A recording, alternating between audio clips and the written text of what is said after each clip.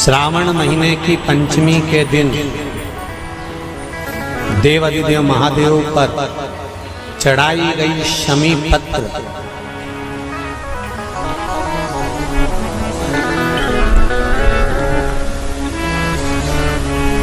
शंकर भगवान पर चढ़ाई गई शमी पत्र आस्तिक मुनि का नाम लेकर, कौन से मुनि? आस्तिक मुनि का नाम लेकर शमी पत्र को वापस उठाकर उसको अपने दरवाजे की चौखट पर कहीं पर भी या द्वार पर कहीं पर भी एक ओर रख देने पर घर के अंदर, बगीचे के अंदर सर्प प्रवेश नहीं करता। ध्यान रखिए, सर्प प्रवेश नहीं करेगा। आप यहाँ पर नाग पंचमी का पूजन करते हैं नाग देवता की, तो नाग देवता की अगर आप पूजन कर रहे हैं नाग पंचमी पे, तो ये विचार मत करना कि नाग पंचमी पर अपन नाग की पूजन कर रहे हैं। नाग पंचमी के दिन अगर हम पूजन कर रहे हैं तो भगवान विष्णु की कर रहे हैं। किसकी पूजन कर रहे हैं? भगवान विष्णु। भूल दे दी बाबा। नागलक्ष्मी ने मंगल विवाह हो गया। नागलक्ष्मी शेषनाग जी के साथ ब्याह गई। एक दिन शेषनाग जी नागलक्ष्मी के साथ में भ्रमण कर रहे थे, दोनों घूम रहे थे। लक्ष्मी जी ने देख लिया। लक्ष्मी जी ने नागलक्ष्मी को देखा तो नागलक्ष्मी ने पूछा कि ये कौन है तुम्हारे साथ में? मेरे पति है शेष। ओह ठीक। नाग नागिन का जोड़ा ही ऐसा होता है, पति जाए तो पत्नी बदला लेती है, पत्नी जाए तो पति बदला लेता है।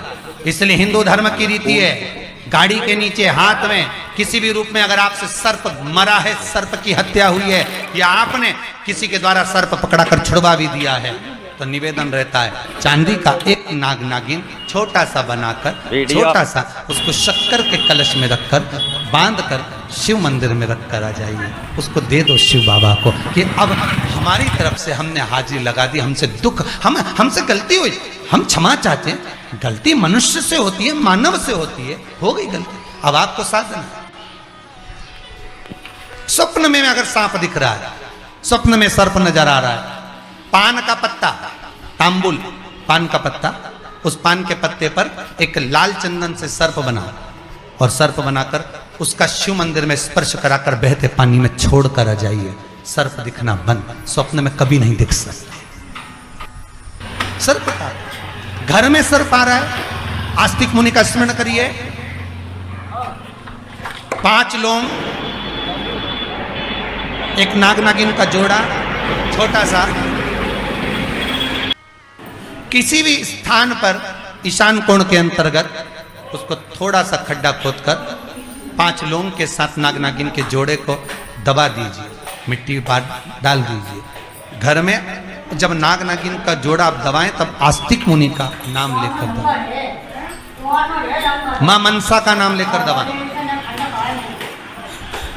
जो नागों की बहन है, उस मनसा देवी का स्मरण कर कर उसको डाल दी। आज भी हमारे यहाँ हिंदू धर्म नीति है, जब पहला कालम नए मकान का पहला कालम जब भराता है, उसमें तांबे के कलश में नाग नागिन रखकर, कमलगट्टा रखकर, अमरबेल रखकर, थोड़ी सी सरसों रखकर उसका पूजन कर कर पहले कालम के अंदर, जो पहला कालम भराएगा, गड्ढे का पहला जो सरिया रखाता है, कालम भराता है, वास्तु पूजन के हिसाब से उसमें रखा जाता है। और वो तो वो उसके रखने के बाद भी जब मकान का मुहूर्त होता है तो वास्तु पूजन में नाग नागिन का जोड़ा रखाता है, वो भी उस मकान में कहीं ईशान के अंतर्गत उसको दबाया, उसको भी। इसलिए कह देते हैं यहाँ पत्थर मत लगाना, यहाँ टाइल्स मत लगाना। पंडित जी से पूछोगे तो ब्राह्मण बता देगा इस जगह पर टाइल्स ना लगाइए, इस जगह पर पत्थर ना लगाइए, यहाँ पर वो गोला रखा जाएगा, यहाँ पर वो नाग नागिन का जोड़ा रखाएगा वास्तु पूजन के बाद।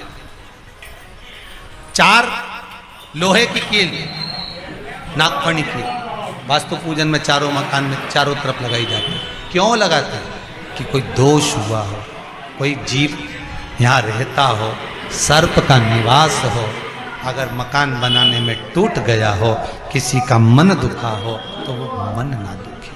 क्षमा याचना, परम आभूषण है, क्षमा मांग लेना।